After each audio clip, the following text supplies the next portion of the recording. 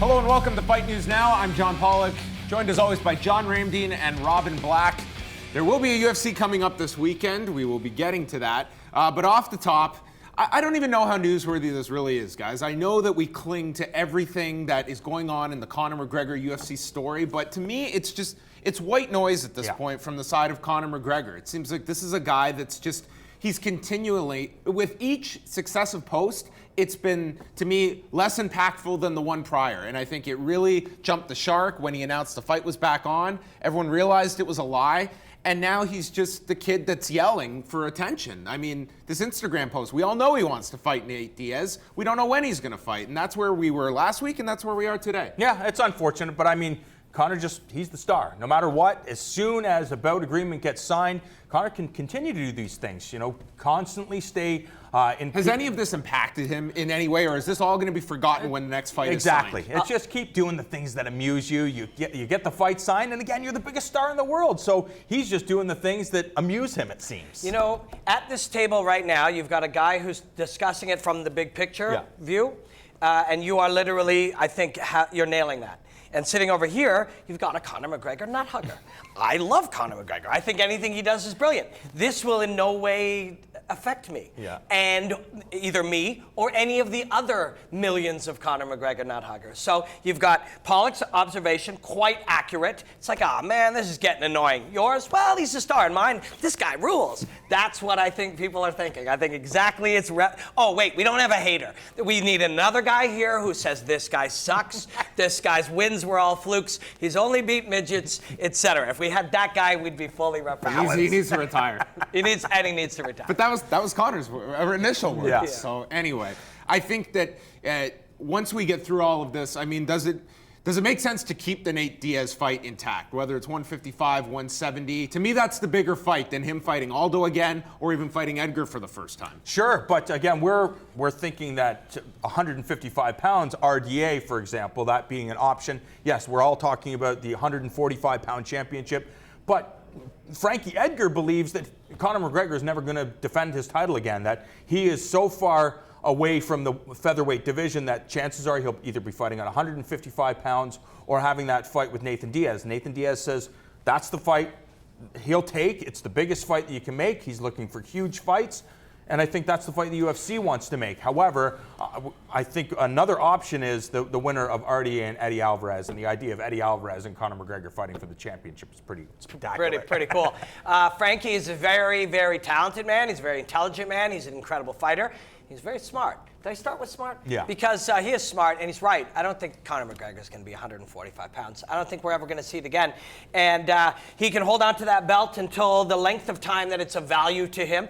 Personally, if I was a close friend or confidant or in his camp, I'd say, you want to really make a statement? Say, take your belt. I don't care about your belt. I'm coming for other things. That's his call. I don't think you'll ever see him at that weight again. People bump into me, like you guys find this all the time. Hey, you're that guy from Fight Network, right? Hey, do you think it's fair that there's no fair in fighting? There's no fair. If Aldo or Frankie are saying we deserve the fight, and Nate Diaz is going, yo, I want that fight, Nate Diaz will get the fight because he will sell more pay-per-views. Yeah. That's how it works. The sooner we all kind of accept that as the reality, the sooner we'll stop having conversations that are irrelevant. Fair? I mean, what's fair? Let's move on to a fight that has been announced for International Fight Week. That is the heavyweight bout that a lot of people expected. Roy Nelson taking on Derrick Lewis. Yes, it's going to air on the Thursday night, the first of 3 straight nights of cards, which, yes, will be airing here on Fight Network. A big heavyweight fight for Derrick Lewis and conversely Roy Nelson, who snapped that losing streak against Jared Rochelle in his last outing. Hey, just those 3 days having that fight with Roy Nelson and Derrick Lewis, you know what the fans are anticipating. Both, they're not going to the ground. They're not going to see any wrestling. 2 guys slugging it out. This is the perfect fan-friendly fight. And then it's the following night that we have Eddie Alvarez and RDA also. No, that's the same night. Oh, that's the same night. So you have just 2 spectacular matchups that are clearly going to give the fans exactly what they want. Yeah, that's a crazy weekend. What was it, 196 when we were down there last time for a 3? Was it 6? I think. Or 7. There's a lot of numbers involved in fighting. And it was an incredible week, an incredible 3 nights of fights. I don't know if we're going to be down there for 200. If Fight Network is not officially down there, I'm going. I don't know about you guys. I'm going to just take some holidays and go down. down. It's going to be a crazy weekend, and you got to be there. And obviously the main event, Jones and DC that weekend. That thing, there's still months for that to take a lot of different shapes, and for that, those guys are playing with each other's minds a little bit. But in the end, by the time they step into the cage, all that's going to be irrelevant. You still got to fight the best fighter in the world, and Daniel Cormier gets the chance to probably go out as the undisputed heavyweight champion. I mean, you don't get cooler than that. We saw this experiment last December where they did the 3 straight nights, almost like it was a test to see how, and I thought it worked tremendously well. In particular, when you had that big fight to culminate the weekend on pay-per-view. They're doing it again here. Would you keep this to just International Fight Week? Could they pull this off twice a year? Because they are going to do it in close proximity. December was not all that long ago. Would just like it once a year to do the big 3 straight consecutive cards? Yeah, I think it's once a year makes the most sense, because that way you get people very, very excited. And on top of that, you also have to wait to see what the results are, because it just kind of worked out. You get to see. You won't always have that big fight. And not only that, the show is delivered. You had Paige Van Zandt and Rose on the first night, just blowing everybody out of the water, and then Frankie Edgar knocking out Chad Mendez spectacularly. Robert and I quickly hopped into a cab to go to the Joe Rogan show, and then of course all the action that went down in the third night. It really was perfect the way it played out. You just can't guarantee it's going to be that every time. Yeah, but having said that, I think you'll see a lot more of it. It's the nature of modern business now. It's anything. It used to be you would do a podcast, and then you'd be like, well, let's start a company that has 100 podcasts. And then each of those 100 people would each make 3 podcasts. Now you got 3, and then you will acquire all. Like, that's just how business is right now. It becomes the new normal. It's really hard to do a show a month. Then it's really hard to do a show a week. Then it's really hard to do 3 shows a week. Then that's normal. You're going to see more of it. A whole week, International Fight Week. They're really not using that entire. It's gonna happen. What the calendar provides them. That same week as well, we move one night later to the Tough 23 finale. That, of course, will feature the strawweight championship fight, and your man, Doo-Ho Choi, will be fighting Thiago Tavares at 145 pounds. So this will be his 3rd fight in the UFC, and taking on a veteran in Thiago Tavares, who had cut down to 145 pounds coming off that win over Clay Guida. So I don't think it matters. I don't think it matters who this guy is facing. I really believe that Doo-Ho Choi is going to be a huge star. You see the choices that he makes inside of the cage, how comfortable he is, how aggressive he is. I think this is going to be a breakout performance for this kid. Yeah, and I think we're going to keep seeing them. Yeah. He's got some very, very special natural talents, and we've been watching. Yeah. We got to commentate deep for a long time, him coming up. If you go on YouTube and you search, our best prospects, Doo-Ho Choi, Robin's Breakdown, any of that stuff, you'll see leading into it, we had him as our #1 prospect in the world based on how good he was then. Albert Tumanov, and I think Gunnar Nelson was also on that list as well. Yeah. How about a high five over here?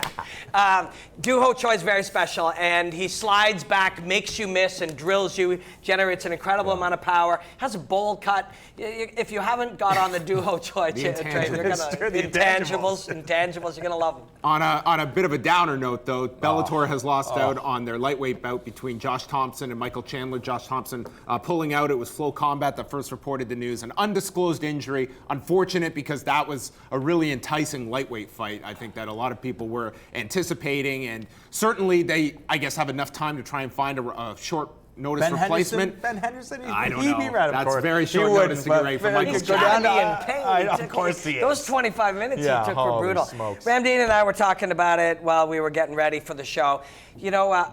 Josh Thompson has a brilliant career. He's done brilliant things. I haven't always been a fan of his at different times, but you can't argue with how great of a fighter he is.